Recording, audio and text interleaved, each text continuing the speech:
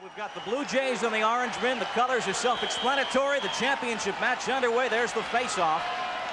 And Matthews looking to control that ground ball, but the Orangemen still loose. An unsettled situation just outside the Blue Jays box, and Hopkins has it for 32. Krummenacher.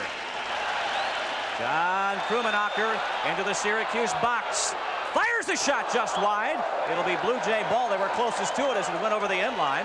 Both these teams are great transition teams, but you saw Krummenacher do that time was he brought the ball into the offensive part of the field. Nobody picked him up, so he pressed right on in and took a shot from about 15 yards out. Number 13, Peter Scott, in possession behind the net, moving in on him, drops the ball, and picked up immediately by the Orangemen, and they start their counterattack. Dan Pratt down the wing. I'm sorry, both teams look a little bit tight as yet, and of course they'll loosen up as the game gets into its involvement. Tom Corey, first team midfielder. Syracuse making changes on the go and staying onside. Mark Burnham, number 23, moves into the edge of the restraining box. We're just underway. Bob Lee and Leif Elsmo from Newark, Delaware. Burnham, a senior, biding his time, being watched by Krummenacher. Scoreless match. Burnham riding, looking for an opening and not finding one. Syracuse is a great transition team, but you're seeing now is something that's not natural to Syracuse. They're setting up in a patterned offense. Hopkins playing very tough man-to-man. Burnham, and you see Krummenacher all over him. Syracuse, a great advocate of the back door. This is Tim Nelson, All-American. DiTomaso all over him. Nelson checked away. There's Larry Quinn. That's the matchup of the game. You saw Tim Nelson go against DiTomaso. If DiTomaso can handle Nelson, Syracuse is in for a long afternoon. And this crowd is into it from the opening face-off. Johns Hopkins, this senior class, has not won a championship. 9 consecutive appearances in the finals for the Blue Jays, but they have come up empty the last 3 years. Goalie Larry Quinn, the junior, to the edge of his restraining area. Blue Jays make a change defensively. What they do here is what both these teams will do in clearing situations is they'll bring in some smaller sticks. They'll bring in 4 midfielders so that bringing the ball at the field is easier because you have more ball handlers. Oh, there's Quinn, number 21, the goalie. Starts out of his end, scoreless. Johns Hopkins and Syracuse. Hopkins attacking to our right, still in their own end. There's DiTomaso. John DiTomaso, a sophomore from Farmingdale, New York, back to his goalie. And DiTomaso, watched by Tim Nelson. John Tucker, number 20, it's Muchler. Chris Schreiber, number 24. Ball behind right. Odenthal, the captain. Behind. Left side. Peter Left Scott, side. and now 22, John Tucker. When you watch now, the Hopkins team is a Hopkins offense that is unlike most Hopkins offenses. You're going to see a lot of movement off the ball and a lot of passes. There goes Tucker. Ball behind. Feed in front shot, just deflected by Nims, got a piece of it at the far post.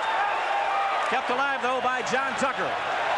There's Scott, looking for an opening. Save! Knocked out in front. Great save by Nims in front. Muchler's on it. Unsettled, it comes to Peter Scott, but a penalty. Looks like a pushing call. I'm trying to pick it up. It was a possession call or not. Maybe a slash, I thought, but what we saw was 2 great saves by Tom Nims, and this has made all the difference for Syracuse so far. Watch Peter Scott. You saw him drive the right pipe, and Nims came over and left his body to knock it down with his fist. Beautiful save. So Hopkins back on the ball. It's an even-up situation, so it wasn't a penalty that required a man going into the box. They're even up. There goes Brian Wood against Mike O'Donnell. Wood moves in and scores! And there's also a penalty on the play, Bob. The penalty is wiped out because the goal was scored. The man would have been in the box, but since he scored, it's a delayed call, and since he scored, Brian Wood did, after the penalty. Watch him drive in here. Beautiful one-on-one play.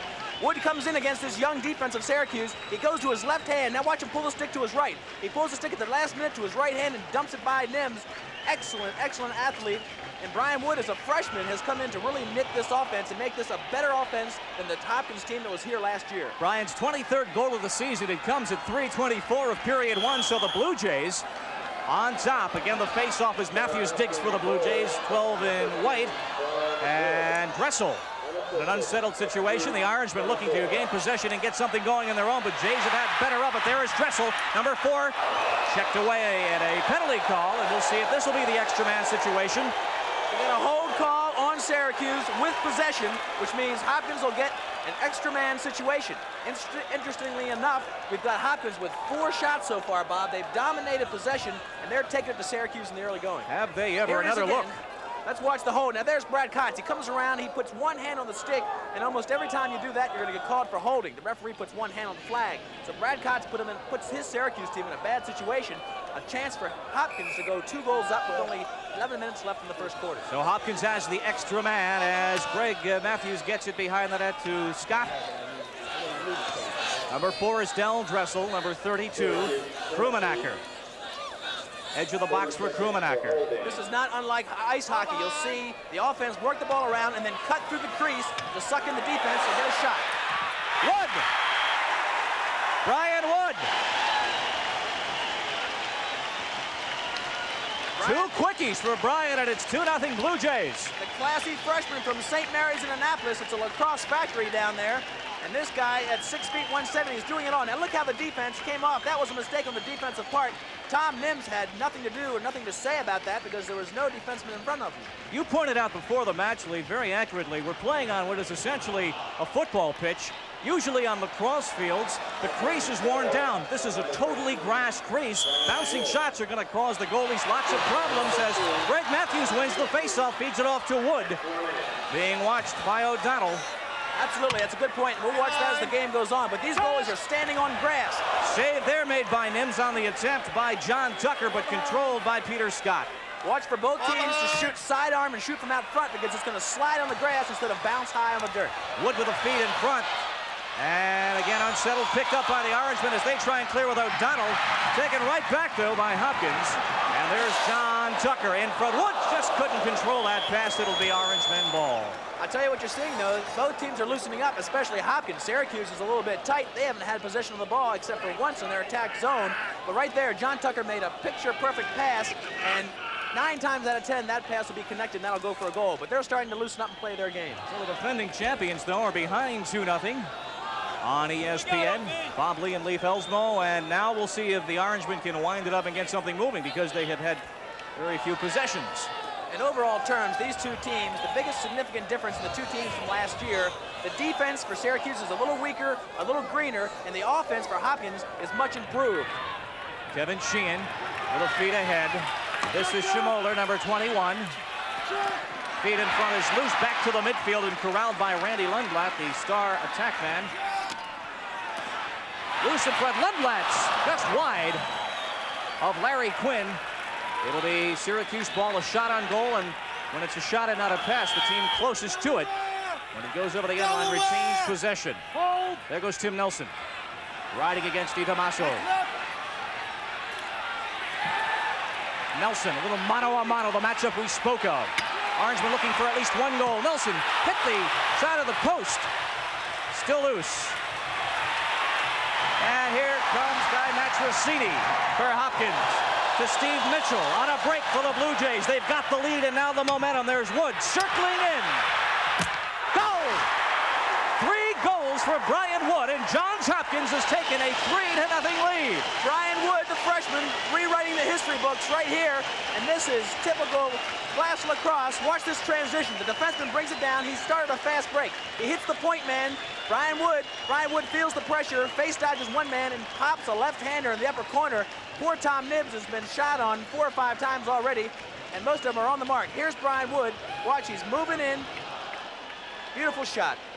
Syracuse does not know what hit them. What has hit them is a freshman from Annapolis, Brian Wood. 3 quick goals, and the Blue Jays lead it. Timeout taken just before the face-off.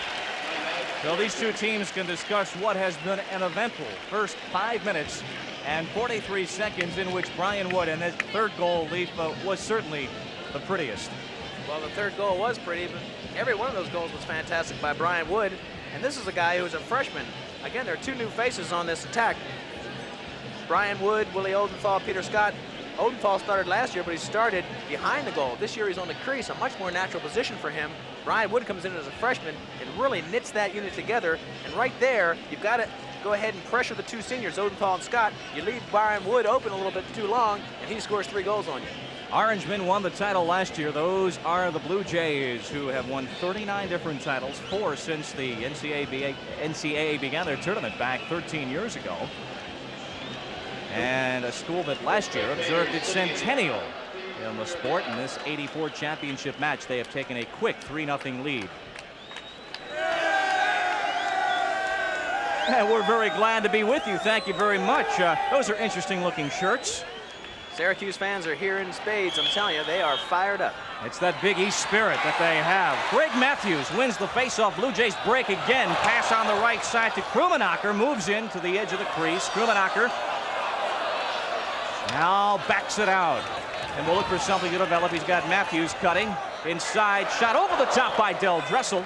But Johns Hopkins retains possession. There you saw Del Dressel. We highlighted him at the top of the show. He's a guy that works very hard off the ball. But this offense for Hopkins is different than last year's offense. It's much improved, and it has a different face on it. It's a motion offense. You'll see people cutting off and away from the ball constantly.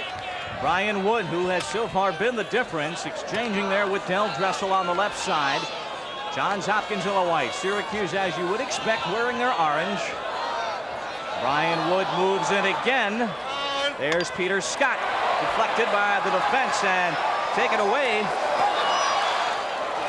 Dave Desko springs it out to Jeff, his brother. He could not control it, and Del Dressel has it right back for Johns Hopkins in a break. Dressel, the sophomore, to Odenthal, the captain, number 8, Willie. Back to Rich Glancy, who's a senior. Glancy, Krummenacher, bouncing attempt. He tried to go low on Nims, who had it all the way, but it's loose again. Krummenacher can't get it, neither can Scott. Still loose at the edge of the area. Glancy goes for it. Now Odenthaler wins that ground ball and circles out. 8 minutes, period 1. Peter Scott. Scott given all sorts of problems, and you can see how physical it's getting. That ball finally picked up by O'Donnell. Dangerously to his goalie Nims, and out to Fred Opie, who couldn't get it. But this is Randy Lundblad. Lundback gets right past Steve Dubin, has a little bit of room. There is Opie, winding it up and shooting it just wide as it was deflected by Quinn. Play is getting a little bit sloppy, but right there, Syracuse had an excellent opportunity. They are the most feared transition or open field team in the business. When that ball's loose and in transition, they're deadly. What happened right there was Hopkins came up to ride the clear, man fell down, and Opie, rather than return to the defensive half of the field, he pressed right in with the defense stick and took a shot. They see an opening, they will take it. Larry Quinn, the goalie. There's Steve Muchler, the sophomore, number 20. This is that second midfield unit that Hopkins has, and I think they match up beautifully against Syracuse. I think this unit can outscore the Syracuse second unit and make a significant difference in this game. It is 3-0 Johns Hopkins on 3 quickies by Brian Wood, stunning the Orangemen early in this match. Well, if Hopkins learned anything last year, it was not to lie down against Syracuse. They were ahead 12-5 in the third quarter, and Syracuse came back to win it. Scott's feeding it up loose, and Nims picks it up in front with Schreiber looking for position, and now the Orangemen trailing by 3. When you see the goalie pick up the ball with his foot in the crease, that crease area around the goal gives him protection. When he gets possession in there, you cannot check his stick, or you cannot check the body on that ball player. Now Nims finally gets it to Fred Opie, and here comes that Syracuse counterattack. Mark Burnham, number 23. That's Lundblad, the attackman. All the way back to the Syracuse end, and not a good pass at all, and now here come the Blue Jays. That's Rossini, couldn't get it. You see the checking. Still unsettled, and finally picked up by Muchler. Chris Schreiber, number 24. Odenthal, the captain, number 8. Willie to Wood. Scott. Nims got a piece of it. It'll be Syracuse ball. What happens when a ball goes out of bounds, we have a great camera angle on it right there. If it's a shot on goal, the team closest to the ball, when it leaves the perimeter of the field, that team gets possession of the ball. Right then, Hopkins had a beautiful fast break going. They moved it around to the backside, and Peter Scott had a left-handed shot that didn't have enough angle to put it in the cage. 6 minutes remaining in period one. Along with Lee Belsmo, I'm Bob Lee, ESPN's coverage of the 1984 Division I Lacrosse Championship. Defending champion Syracuse, trailing Johns Hopkins, as was the case last year in New Brunswick, New Jersey. We haven't seen these teams play yet, though, Bob. You'll see them get loosened up. I suggest the second half is going to be a lot different game. You're going to be treated to a lot of excellent stick handling and fast motion lacrosse. Todd Curry, number 16, just outside the Hopkins box. Hopkins all week has been changing their defense just for Syracuse. They're playing man-to-man, eye-to-eye defense. Nobody's sliding to help out. All they're doing is worrying about their individual player. Checked away in front, but a call against the Blue Jays. That call right there was called warding off. And what happened was, you see number 26 there, a long sticks midi. He'll get the ball. Now watch his off-stick hand. Watch his left hand. He'll reverse roll. Now watch the left hand. There it is. It pushes the Syracuse player away. That's called warding off, and he loses possession because of it. Now Tim Nelson behind the Blue Jay goal against DiTomaso. Nelson riding in, centers. Todd Curry fanned on the attempt, and here comes Steve Dubin leading the counterattack for the Blue Jays, who have the lead. Wood to Odenthal. Hopkins is settling the ball down now. They're looking to make some moves here in the midfield. They just put in some fresh middies, and let's see if they set up an offensive play. Shannon Chunk, number 14, on it. That's a sign that the offense is feeling pretty good, because that's their third midfield unit, which means Coach Zimmerman feels pretty confident that he can run 3 middies. Well, Bouvier checked off the ball, and what's the call? It's going to go against the Blue Jays. It'll be Syracuse ball. It's a technical foul push. Bouvier playing the man from behind. You cannot push him except for equal pressure, and you cannot use the middle of the stick. You must use the forearm or the butt end of the stick. Bouvier was a little aggressive that time, and that'll cause possession to go back to Syracuse. 4 minutes, 31 seconds remaining in the first period in Newark, Delaware, where a near-capacity crowd is on hand for this championship match. And now the Orangemen, trailing as we said. This is Randy Lundblad. 26 is Dave Desco. Kotz to the wing, to Nelson behind the net, to Desco. Kotz. Brad Kotz. 26, Dave Desco. There's Timmy Nelson against DiTomaso. Again, that mano-a-mano. Picked off in front by Quinn on the centering attempt.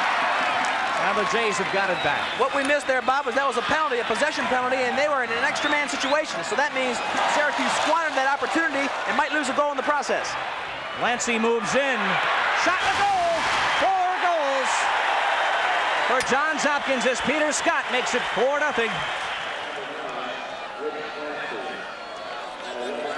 3 minutes, 49 seconds remaining in the first period. I'm Bob Lee. With me, Lee Felsmo. And the national championship game has been in Johns Hopkins' favor so far. Here come the Orangemen breaking back. Mark Burnham directing some traffic. So far it's been all Hopkins, Bob. They've outshot Syracuse 10-3. Wow.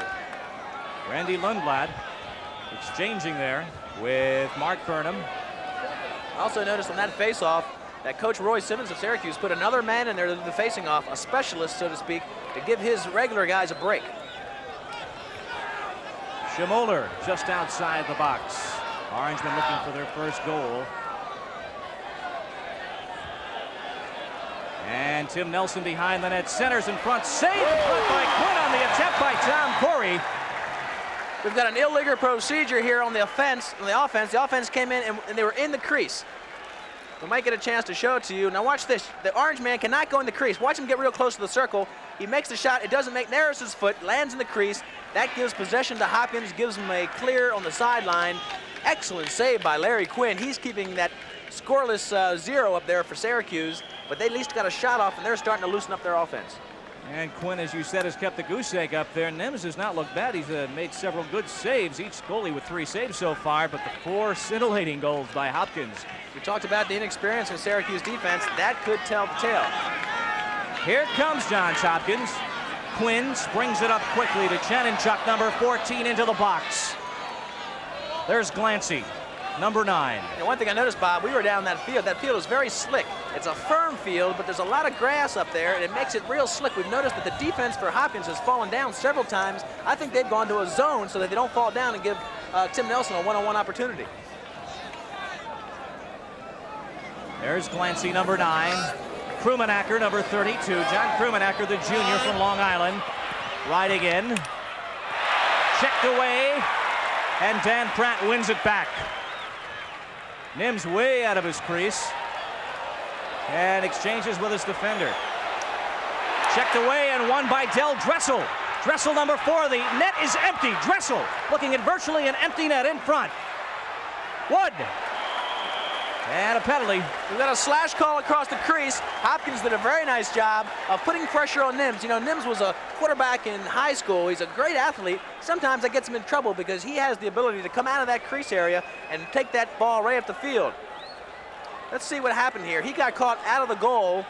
He went back into the crease area. Hopkins was smart enough. Del Dressel came in, pressured him, got the ball back in there. A slash on Syracuse to keep the goal from happening, but it may have just delayed it for about 30 seconds. Johns Hopkins calls a timeout. 1 minute and 55 seconds remaining. Bob Lee and Lee Felsmo back at Newark, Delaware, where Johns Hopkins holds the championship game lead 4-0. And 1:55 remaining in period 1. One thing we have to look for here, this is not what Syracuse wanted. Hopkins getting an early lead here will not break down. Last year they were ahead 12-5, and there's no way that they're going to let up this year. So Syracuse has to start getting themselves back in the game slowly. Dressel to John Krumenacker. The Jays work it around in the box. Krumenacker back outside to the 3-goal freshman Brian Wood, to Dressel, who's on the wing.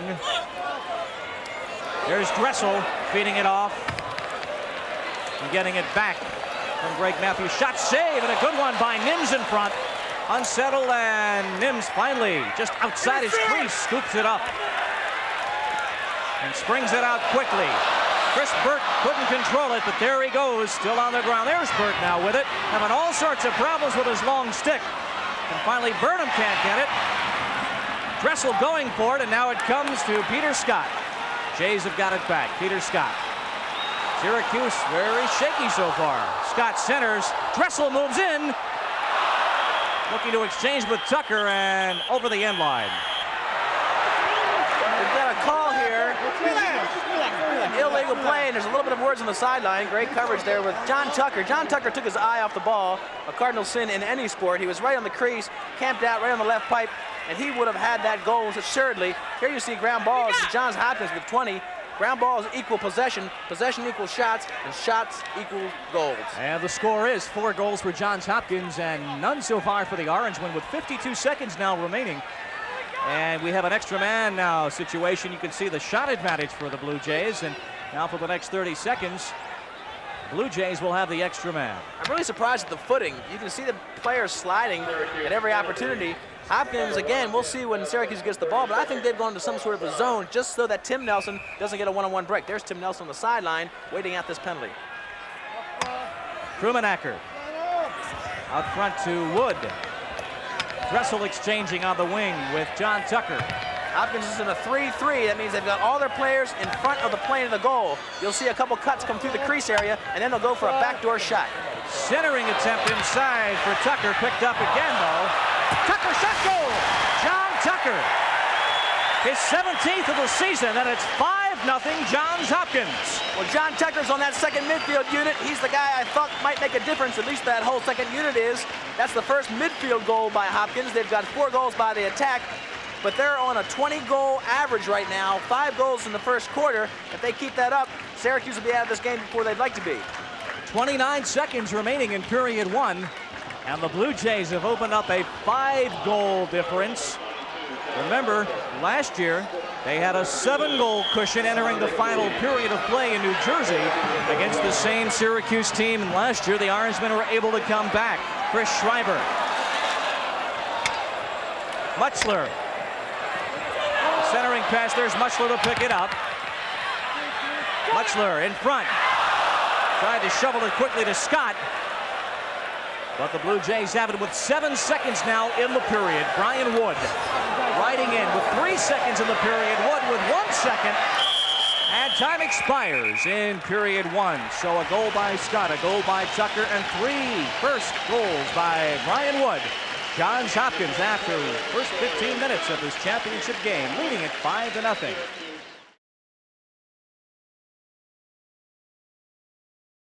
As Matthews again wins the faceoff, and Hopkins has been controlling them. There's John Tucker, and the Blue Jays have possession. Again, here's that second unit. You notice Coach Zimmerman started this quarter with the second midfield. He's very confident in these boys. 2 sophomores, and Johnny Tucker's a senior. I played with John Tucker, and I know he is probably the best cutting midfielder in the game. He comes off the crease very hard and has an accurate shot. Schreiber over to Bouvier. There's Tucker, number 22. Looking to ride in. Tries to center and does so to Matthews. And it's still Blue Jay ball. Now you'll see Matthews come off the field. He's in there just to face off, but if Hopkins gets possession, you must wait to the second whistle to make a substitution. Now they change those units. At the same time, Syracuse brings in an all long sticks defensive midfield. That means they have 6 defensemen in there effectively. There goes Bouvier moving in and just shooting wide to the far side. Controlled by Brian Wood, or is it? No. As Mike O'Donnell has it for the Orangemen. And O'Donnell, the defenseman, out of his own area, across the midcourt line. And here come the Orangemen. Nice move by O'Donnell. This guy's only a freshman, but he played that out of bounds ball perfectly. There's Pratt, losing control and unsettled and looking and winning it back. Taking a vicious check, though, from Brent Ciccarone, and it's just over the end line now, the sideline. Mitch Tulai is giving it to the Syracuse team, calling it white. Now you'll see them set up their clear. They need to get the ball down there and take some shots. As, of course, in the quarter break, they switch positions. Tim Nelson now on the other end of the field, waiting to get the ball. So it'll be put into play by Jeff Desko, the sophomore from Syracuse. Another look at Nelson, who is already in his position in the offensive end. Desko's a great story. You know, there are 2 Desko brothers on this team, and 1 Desko coaching, an ex-All-American defenseman on the sideline, John Desko, family tradition playing for Syracuse. Bloodlines play such a large part of the sport of lacrosse and such an exciting sport to watch, as O'Donnell has it checked away, and Brent Ciccarone having his problems, still unsettled. Ciccarone looking for it, and so is Bouvier. Outside the box, it's still loose, and O'Donnell tries to get it back to Nims, and Nims out of his crease. 5-0, Johns Hopkins has the lead, and Syracuse having trouble just clearing their own end. Curry gets it ahead. Here come the Orangemen. There's Lundblad. And Randy waits for his mates to catch up. They're bringing out front, they're bringing out the front to Brad Cox. This is the All-American right here, first team. Best player in the country last year. Cox wide to the near side. Nelson's got it behind the net, though. Nelson riding to the far side against DiTomaso, who's got him covered every step of the way. Nelson losing control. It's checked away. Cox in front. Nelson can't get it, but there is Cox to get it back with a shot. Corey just wide and controlled by Quinn. Excellent play by the Hopkins defense. They're playing the Syracuse team eye to eye. Almost a penalty by DiTomaso. He's pushing him a little too much to Nelson, that is. But Quinn's got it. Larry Quinn out of his end. Feeds it off to Glancy, and here comes Hopkins. They've got the lead. They've got possession. 12 minutes till halftime. Glancy to Ciccarone. In front. Shot save on the shot by Bouvier. Bouvier's a sweet player. Here's another freshman. He played with Brian Wood. This is the St. Mary's connection. Both of them are freshmen, but Bouvier is 6'3", 190. He's real fluid, great size, and impossible to cover when he's all moving that fast. Nims, who must feel like a target at a shooting gallery in his first half, exchanging, trying to get out of his own end with Jeff Desko. Absolutely, Bob. If Nims wasn't on, this game could easily be 8-0. Both goalies have been extra sharp as Mark Burnham pulling out some instructions for his mates, exchanging with Lundblad. They're settling down that offense. They want to get a good shot. They need to get a goal. There goes Lundblad riding in.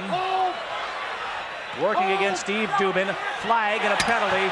Shot and blocked on the attempt by Eric Jeschke, and now we've got the call. Called it in the back. It must have been a slash or a push.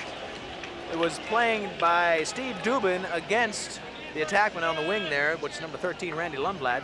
But Hopkins playing very, very tough. 5-0. Johns Hopkins has the lead. We talked about that matchup.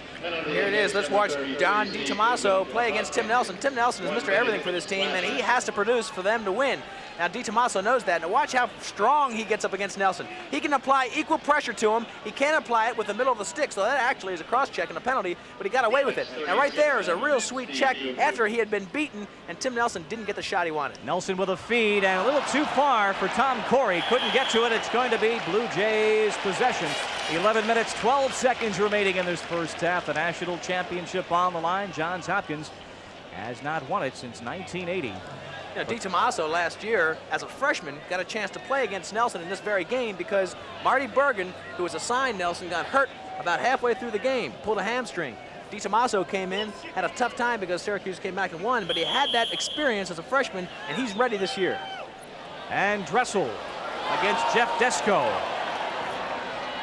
Little bit too far for Guy Matrosini, and the Orangemen will get it back now with exactly 11 minutes in the first half. 5-0, Johns Hopkins on the lead. Feed inside for Dave Desko, save, and Quinn is ever so sharp. He makes it look easy, but those are exceptional saves, no question about it. He's probably a first-team All-American this year after the voting's done. Krumenacker to Peter Scott, number 13. Scott to Krumenacker, and the Jays take their time as they can afford to. They make a change in the midfield. Dressel shot just wide, but Hopkins will retain possession. Well, we just showed you that Hopkins is out shooting dramatically the Syracuse team, and that all comes from possession. A lot of factors for that. And I tell you, the fact that Syracuse came back last year after a 12-5. Here's Dale Dressel on the sideline. Syracuse came back. Let's take a look at this last play. They come down. Syracuse getting a shot off, but Larry Quinn going to his off-stick side and just sucks it up like a vacuum cleaner. Muchler back to the live action, exchanging with Boubier. Craig Boubier, the freshman, number 43. Riding in on Nims. Boubier to the edge of the crease, shooting and stopped by Nims. The rebound, Boubier looking for it, still unsettled. And taken back by the Blue Jays. Hopkins in possession. Muchler down to his knees.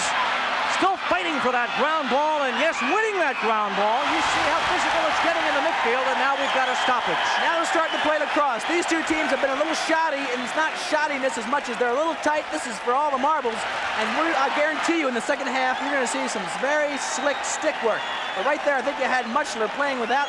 It was probably a push call. The ball was loose. We'll show it right here. Now watch Muchler. He's on the ground. He's pushing for it. He's not letting Opie get position on him. The ball's scooped out, and there's a nice hit brought by John Tucker. A legal hit. As long as you're within 5 yards of the ball, that is a legal hit.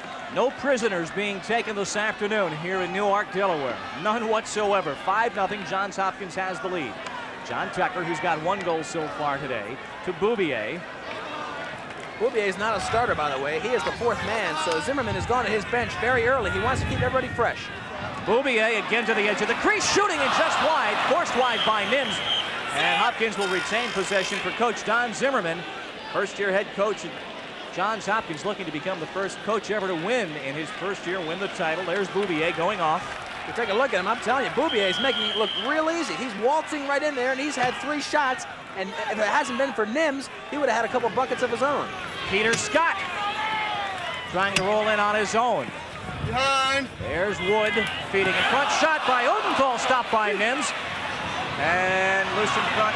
Desko trying to win that ground ball, and Tucker's over there. Scott, shot, goal! Peter Scott, his second, and it is 6-0 Johns Hopkins. Real smart play. There's Donnie Zimmerman. He likes it, but so far, it's all Hopkins. And he will not let his team slow down. Last year, they slowed down, and they paid the price. There's Peter Scott. What Peter Scott here did was he came into a defenseman and picked him up. And watch Scott get the loose ball. All hustle.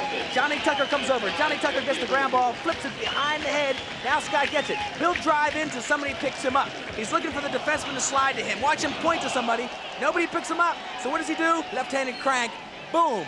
Nims can't save all of them. And just like that, it's 6-0.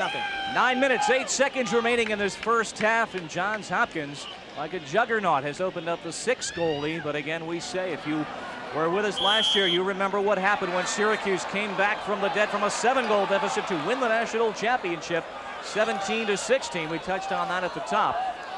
And unfortunately, again, that will work against the Syracuse team because Hopkins will not let up. Burnham And it's picked off by Quinn, and now back come the Blue Jays. Del Dressel, sophomore, number 4, into the box. Takes it himself, stopped by Nims again, in front. Shot, and again Dressel denies as Odenthal goes for the rebound, and a whistle off that ground ball. A little testy out there right now. They're pushing and shoving down there. Tom Nims came out to get that ball and made some nice contact. I see Willie Odenthal now. He's down there congratulating or making up with, shaking hands with Tom Nims. All great athletes, and they're very, very competitive. 2 proud schools, 2 great programs. 8:41 till halftime. These teams undefeated. Tom Nims, as you see, shut the door on Army in that 11-9 victory. Army is the last team back during the 1983 season to have defeated Syracuse. They have won 22 in a row dating back to last season. 15-0 coming in today. Johns Hopkins is 13-0. You know, Tom Nims has kept this Syracuse team in a position to be undefeated. He has the same save percentage as Larry Quinn, both excellent save percentages, but Nims has taken about 80 more shots on the season. His defense is not that strong. This is Brad Kotz, number 30. Moving it off. Lundblad, Randy, number 13, back to Kotz at the edge of the box, looking right down the slot. Todd Curry riding in, looking for an opening, shooting, and again loose in front, and Quinn quick as a rabbit out of his crease to stop it. Mike O'Donnell at midfield, taken right back though by Max Rossini. That'll be an offsides. They were playing right up on the stripe. Referee on the line, probably saw an infraction. Somebody crossed that center line. What happens is on offsides, very simply, on the midfield stripe, you must keep 3 players on either side of that stripe. 4 on the defensive side because your goalie's there, but 3 players have to stay there. Doesn't matter which one. Johns Hopkins leading 6-0 over Roy Simmons Jr.'s team, and there's Roy Simmons right now. Yeah, that is a way of family life in Syracuse. His dad was the head coach for so many years, dating back to the 30s and 40s, and Roy Simmons the third as a coach under his dad currently. Look at the ground ball domination by Johns Hopkins. Again, we talked about ground balls equaling possession, possession equaling shots, and of course shots, you've got to have them to score goals. Dave Desco over the head now of Tim Nelson. And Nelson looking to win that ground ball against DiTommaso. You see the advantage of the short stick as Nelson comes away with it now. Number 1, Tim Nelson, boxed in by a pair of Blue Jays. Nelson getting no help from his mates whatsoever as Brad McClam came over to help out. You see the defenders waiting just at the halfway line to avoid the offside, and it was an offside call. And it'll go over to the Blue Jays. Awarding to Hopkins as we see number 27 come off the field. Brad McClam. Brad McClam is the leading ground gainer for the Hopkins football team. He plays the long sticks midfield. Good size, you can see, 195 and only a sophomore. Excellent speed. He plays that long sticks unit, which means he's a defensive midfielder with a long stick, and hopefully we'll get a chance to talk about the stick length at halftime today. You're going to put on your clinician's coat and give us a spot of expertise about the different sticks that we use in lacrosse. 7 minutes till at halftime right now with Tom Engelke on the ball, number 2. Engelke riding in, looking to get shot away, checked down, and pulled away by O'Donnell. Now Nims, watched by Chanenchuk. And Chanenchuk goes down. This is another substitution that shows you that Zimmerman is totally confident in his team. Here we go in the replay. Watch Nims. He's very confident in his ability. He comes out of here, and Chanenchuk comes across and gives him right in the head. That's not legal, and that's going to give Syracuse an extra man opportunity. That is a penalty. You cannot check in the neck, the face, or the head. 6 minutes, 52 seconds. Each team has 1 timeout remaining in this first half, where Johns Hopkins has a 6-0 lead and concern on the orange bench. Winners last year in New Jersey, Coach of the Year 4 seasons back for Roy Simmons Jr. His father is here. I'm sorry, but we're watching the power play for Syracuse. This is 6 players against 5 players. Very much like hockey. They should get a good shot, and they should score. But again, the errant pass, and Brad Kotz has got to go back to pick it up. Kotz, number 30. Nelson works behind the net. There's Tim, number 1. Quinn eyeing him step for step. A little bit too far for Emmett Printup. Printup, number 7. The extra man for the Orangemen. Printup rides in and has checked off the ball. Matrosini's got it. Here comes Hopkins. They've got the 6-goal lead on the counterattack. Rich Clancy, number 9, gets it ahead now. Brian Wood. Another Peter Scott. And a whistle at midfield for an offside call, an illegal procedure call. They've got an illegal substitution call. They did not come in through the box area. In the middle of the field, there's Coach Zimmerman complaining. He says, where are the lines? There's a marked off area right at midfield. Your substitutions can happen on the fly, but they have to come in that 10-foot area. A violation there, and there's a referee in this championship game right there to call you on it. Chief bench official today, Rick Wooten. Mitch Tulai is our referee. Roy Condon, the field judge. Jim O'Hara is the umpire this afternoon. And Mike O'Donnell on the ball, number 31. Hopkins hates those kinds of mistakes. You saw the sideline. Assistant coach-wise, they have 6 All-Americans just helping out in that team, and they practice and drill themselves not to make those kind of mistakes. Those are volunteer coaches, too. Yes, indeed. 2 of them are staff, and 4 of them are there just because they love the game. Todd Curry, number 16, for Syracuse. Working against Steve Mitchell. Curry losing his footing on that slick grass, and a whistle and a flag. We've got a trip call on number 40, Steve Mitchell. Interesting story. When head coach Don Zimmerman started his playing career, he started for Steve Mitchell's dad. So here it is, the tables are turned. Steve Mitchell's son, or Steve Mitchell, the son of his first coach, is playing for him. Now watch this, there's a trip area. He went down too low with a stick, tripped up the ball player for Syracuse, and now it's going to be extra play. They have come from the southern portion of I-95, the northern portion, 23,000 on hand, and look at that extra man efficiency that Hopkins has shown us so far today. This is all important. You know, Syracuse has to make up 6 goals, and if they can't do it on extra man, it's going to be a long afternoon for them. Let's see if they get a good shot. That's the first step. They continue with the man advantage as we have 5 minutes, 10 seconds remaining in the first half. There's Brad Kotz. Corey's shot wide. But you know, Hopkins has taken Syracuse out of their game. Syracuse is the most deadly, or one of the most deadly transition teams in the game. They don't play that exceptionally man-to-man, one-on-one. Hopkins is taking away the transition game and making them play one-on-one lacrosse. Nelson centers, shot, goal! Tom Nelson, the assist to his brother Timmy, with 4:56 remaining in the first half, and Syracuse gets on the board. Well, let's take a look at it. Larry Quinn has done everything he asked of him, and I watch number 5 right here, Tommy Nelson. He sneaks into the crease area. He's left alone because the defenseman turned his back. That was Matrosini, who was trying to help out. Nelson just lines up the goal and bounces one past Quinn. There he is, dejectedly looking down at the turf. But you can't help yourself on that one. Nobody played him. He slipped in behind Matrosini, who was sliding back to help, and that was a well-needed goal. Syracuse, again, made up 8 goals last year. Maybe this year will be the same. 6-1 is our score. You saw the bouncing shot again. These creases are all grass. Krumenacher to Scott, just wide of Nims. It'll be Blue Jay ball. Hopkins maintains possession. So Tom Nelson from his brother Timmy gets Syracuse started on the road to coming back, perhaps. That's an extra man situation, and of course they should get a good shot in that play, and they have to play. They hadn't until then. Maybe that's a sign that the Syracuse team's going to loosen up. I know both these teams can handle the ball better, and I think we'll see as they loosen up, especially in the second half, the transition game will start opening up, and we'll see some beautiful lacrosse. Brian Wood, 3 goals so far, rides in looking for a possible 4th. Scott, loose in the crease, and at the edge of the box, a push call. See the crowd react because the referee pointed the wrong direction. Del Dressel was shoved from behind with the ball on the ground, which means it's only a possession call. The ball will go back to Hopkins. Had he had possession, that would have been 30 seconds in the box. So Del Dressel is on it once again. Smooth ball player, Del Dressel. He's got great size. Again, he leads the team in ground balls, so it means he's working off the ball as well as on the ball. Rich Clancy moves in on Fred Opie. Clancy number 9, Opie number 2 in the orange. And Clancy waiting for some help, gets some in the person of Brian Wood. Right back to Clancy, a little give and go attempt, but it's scooped up by Jeff Desko and the Orangemen with 4 minutes now remaining till halftime on ESPN. Looking to get a counterattack. They have scored once in the second period.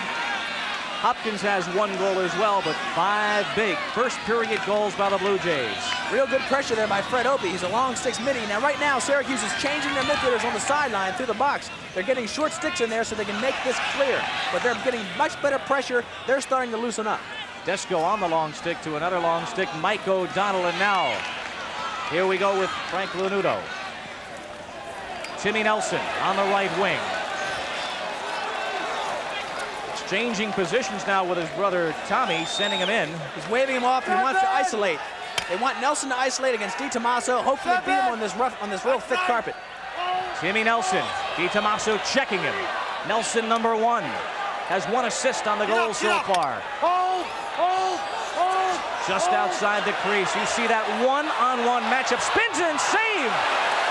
Larry Quinn is there once again. So far that matchup has worked towards Johns Hopkins as they break back. Brad McClam. McClam with a long stick though. Comes back outside to Wood. Other end of the field, Tim Nelson is hurt. He's down, he's limping. He was nailed by his own player, and he cannot walk straight. He's down there limping. He's coming out of the game. This is critical. This could mark the end for Syracuse. Timmy Nelson was hurt by his own player, and he's going off the field. Saved there on the shot by Krummenacher right off the side of Mims' arm. And we will see whether Tim Nelson will be back. You see the trouble there given to Frank Lanuto in his own end by Willie Odenthal. That is a critical happening in this game. Timmy Nelson right on the crease got nailed by his own player inadvertently, and he hurt his knee. He has taken himself out of the game. Now this team is without their all-time leading scorer. So Frank Lanuto, number 12, and we'll see now Tom Nelson looks to set up behind the net now, who replaces brother, ironically. It's 6-1, exactly 2 minutes till halftime. Great play by Nelson there. Timmy Nelson, when he came into the crease last time, was really being played tough by DiTomaso, but he still took it right down the throat and got a good shot. Randy Lundblad, number 13.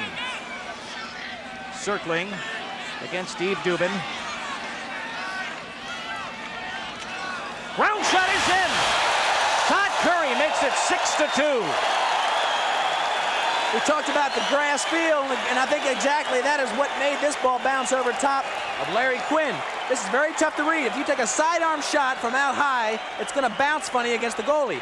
Excellent perspective here because you're behind the goalie, you're seeing it as he would see it. Watch the sidearm shot. Sidearm, it hits the grass and bounces high where he wouldn't expect it to, maybe, over top of his shoulder. He was looking for it to skim a little bit more, but this clumpy side made that ball take an irregular bounce. Larry Quinn let one in that he 9 times out of 10 is going to stop. Todd Curry, a freshman from West Genesee High School in Camillus outside of Syracuse, the high school that has given the Syracuse program so many stars. 6-2 now with 90 seconds in this first half. A lot of freshmen scoring today. Yes.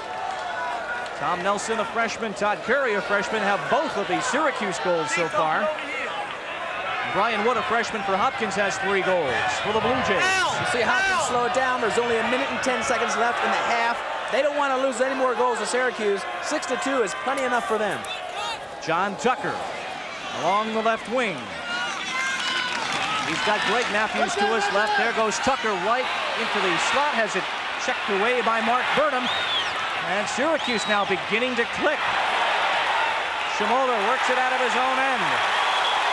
Mark Burnham into the box. Feeds it off. Shot just wide by Tom Corey. And a whistle. That was beautiful because that is exactly what Syracuse loves to do. Syracuse is a fantastic transition team.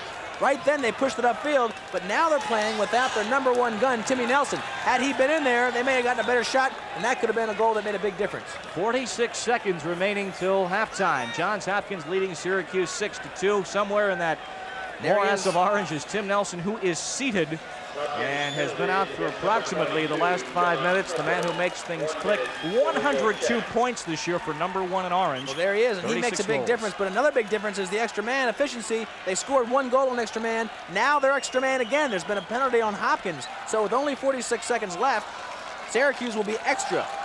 Major importance to this possession now for the Orangemen. Brad Cox with 45 seconds in this first half. Off to Printup. To the wing, exchanging with Lundblad. Printup to Cox. 38 seconds in the half. Bob! There's Tom Nelson. Tom Corey. Brad Cox. Emmett Printup. Randy Lundblad. Tommy Nelson over the top.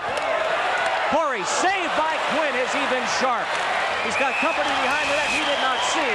And a illegal procedure call in the crease. Absolutely. He checked the goalie's stick. When the goalie has possession in the crease, to be in the crease, all the goalie has to do is have his foot. But watch the save, first of all. A cannon shot from the outside.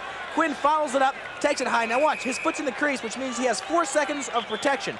That man cannot check him. He has 4 seconds to vacate the crease or make a pass without interference. 22 seconds left, and that was a big save, my friends. Johns Hopkins has used their last timeout. 22 seconds indeed. The man advantage will continue for Syracuse when we get back to the action. These two coaches have brought these teams here with undefeated seasons. For Don Zimmerman, having just succeeded Henry Ciccarone. Chick going back to the world of private business with championships in 3 different NCAA tournaments, and no coach has won the NCAA tournament in his first year as head coach. Don Zimmerman looking to set that standard today. And Roy Simmons Jr.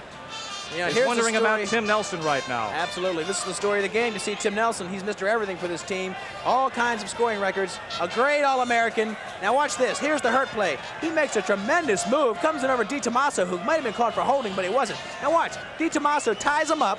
He goes down, but his own player nails him. His own player wants to hit DiTomaso, but he rolls DiTomaso over his knee, and there it is.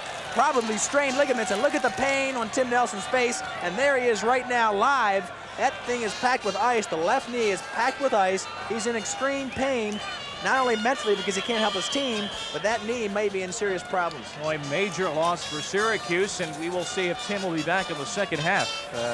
The looks of Tim's just posture over there, I'm guessing no. I guess no, too, because the knee is a very, very tough thing to just bandage up and bring back in. If it was an ankle, possibly. But you know, Syracuse, maybe one weakness, overall strengths of these teams is that there's so much emphasis put on Tim Nelson. Hopkins has a very broad base in their scoring. You take Nelson out of the attack, and Syracuse has a long way to go to match up. Back to the action with 18 seconds remaining in the first half. John Krummenacher as they pump in the extra man, and the teams are now even. Krummenacher center shot just over the top. Peter Scott took it. It was deflected. It'll be Hopkins possession. 10 seconds first half. Nice shot. It bounced off a defenseman, or it would have been a goal. There's Peter Scott. He's already got 2 goals today. A big significant offensive threat. 4 seconds, 3 seconds. Clancy shot just wide. 1 second, and that's it. 1 second is all that's remaining. And time for one last desperation attempt for Hopkins. Actually, it's Syracuse ball, and Mims has it. Just to fling it the length of the field, and time is out. Hopkins 6, Syracuse 2, and Johns Hopkins has the comfortable halftime lead in the national championship game.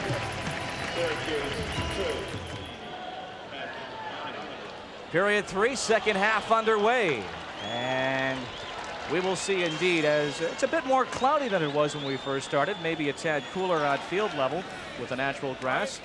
Syracuse will have it off the whistle from the face-off. It was a push penalty. The ball was loose, and Hopkins came in and shoved the ball player, which means Syracuse gets possession. Dave Desko exchanging with Todd Curry. There's Kotz on the far side, being watched by Brad McClam. Kotz riding in. You're going to see Brad Kotz now handle the ball a lot more. Desko wide and just in front. Shot and a goal by Tom Nelson, his second goal. And it's now 6-3. We talked about the depth of this team. This team didn't get here just because of Tim Nelson. They've got a deep squad that is very, very talented. And there is Tim Nelson's brother. Maybe we're going to keep him in the family, and he's going to come ahead and do it. But Nelson just took that ball on the backside. They're a backside team, this Syracuse team is. And he faked low and went high right over top of Larry Quinn. A great way to start the second half. And everybody in here is thinking about last year, I guarantee you. Here's the replay. Now watch the shot come off of Quinn. It goes right behind him. Now backing up the goal is Tom Nelson. Fakes high, gets Quinn out of position, and dumps it right behind his left shoulder. Back to the live action off the face-off. Orangeman won it back as Greg Matthews could not control. He won the face-off, but checked off of it. So now just underway, period 3. The Orangemen have scored the last 3 goals of the game, and they've got time definitely on their side. Lots of time to play with, and they've got possession. Coaches will tell you that 2 or 3 goals is not much to make up in lacrosse. 4 goals is a different story. Dave Desko right down the gut, feeds it off, checked away, and on the ground it's picked up by Steve Dubin. And a feed by Dressel ahead. Matthews to Scott. And back come the Orangemen, and a good play it was by Kevin Sheehan. Sheehan eluding Greg Matthews and getting it ahead. Pat Donahue, number 17 for Syracuse. Tom Nelson, shot, saved by Quinn, the rebound. Nelson, rather Quinn out of his crease, well out of his crease, and flips it up quickly and alertly to Greg Matthews, and the Blue Jays break back. Hopkins has their lead slashed to only 3. Shot and a save there on the attempt by Brian Wood. We go end to end. Well, I talked about how the second half would be different, Bob, and it certainly has. This is Lacrosse, Division I style, the best in the country. Brad Kotz, Dave Desko riding in. Desko, goal to the short side. It's 6-4. I guarantee you that Hopkins is thinking about last year, and that could help this Syracuse team. It seems like the injury to Nelson has loosened up that team. Now they're just playing with reckless abandon. This is the way they play. They come down, they move the ball, they run with it. He comes in, makes a left-handed move, goes to his right hand, and drops it in behind Quinn. We're going to show you another angle, and there he is, happy as he can be. Desko brothers, one of the Desko brothers on the team.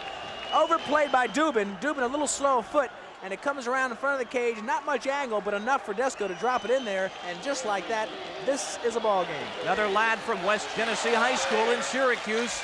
And Dave Desko, who is a senior midfielder, has made it 6-4. And what looked to be a possible runaway is now a tight, taut, and tense battle here in Newark, Delaware. We've got a new faceoff man, number 17, Lee Davidson for Hopkins. He's another faceoff specialist that brought that team back against North Carolina.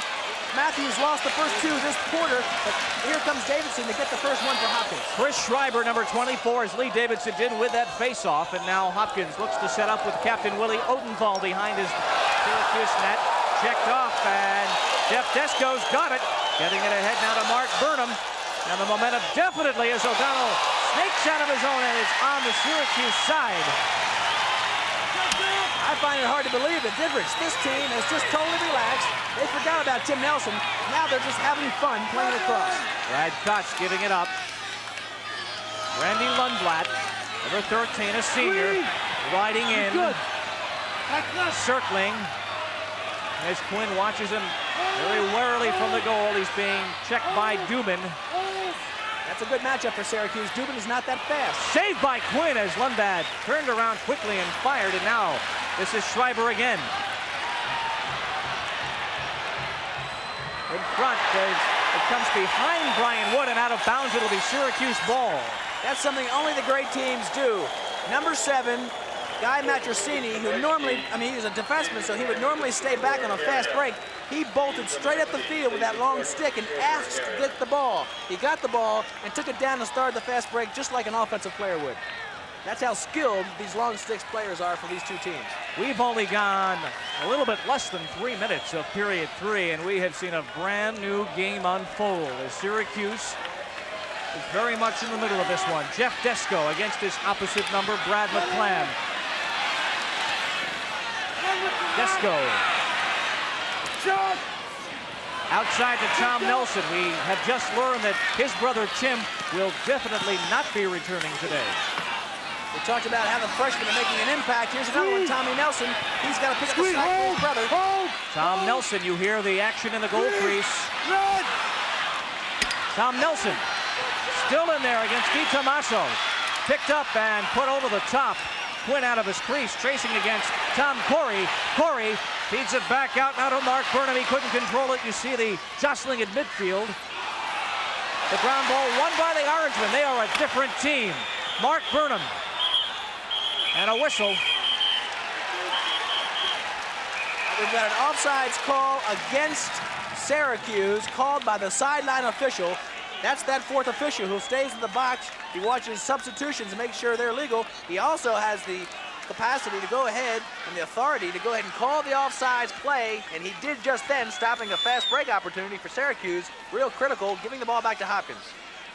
Don Zimmerman, 31 years of age, first year as head coach, following in the footsteps of Henry Ciccarone. A dream come true for him. The guy played at Hopkins, was an All-American, came back to coach him, and could win his first national championship in his first year. No small amount of pressure on Don this year.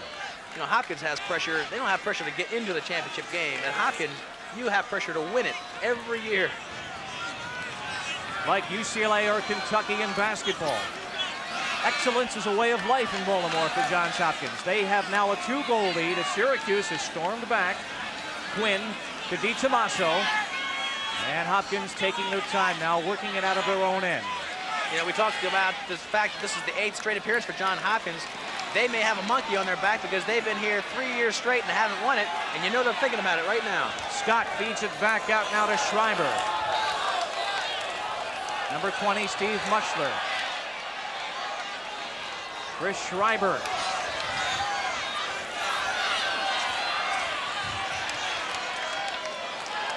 Ten minutes remaining, period 3. Here comes Brian Wood into the area. Still controlling that ground ball and keeping it alive. Flipping it off to Muchler. Number 20, Muchler. Watched by Cambria. Schreiber. Shot just wide in front as it caromed off Odenthal, who didn't expect it. And Hopkins has all these ground balls now. Peter Scott feeds in front, shot, and a goal. Steve Muchler, his 7th goal of the season, and Hopkins takes a 3-goal lead.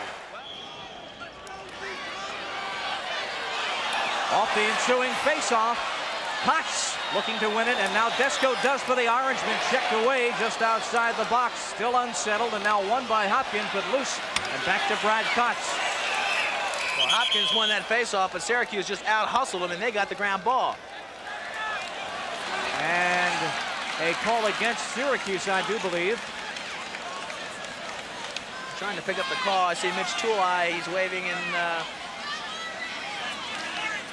there's Roy Simmons. He's trying to pick up the call, too. He doesn't know exactly what the call is. 9 minutes, 35 seconds in this third period. Bob Lee and Lee Felsmo. ESPN's coverage once again of the Division I National Lacrosse Championship. And Hopkins has that 7-4 advantage over Syracuse as we put it back into play with the Orangemen ball.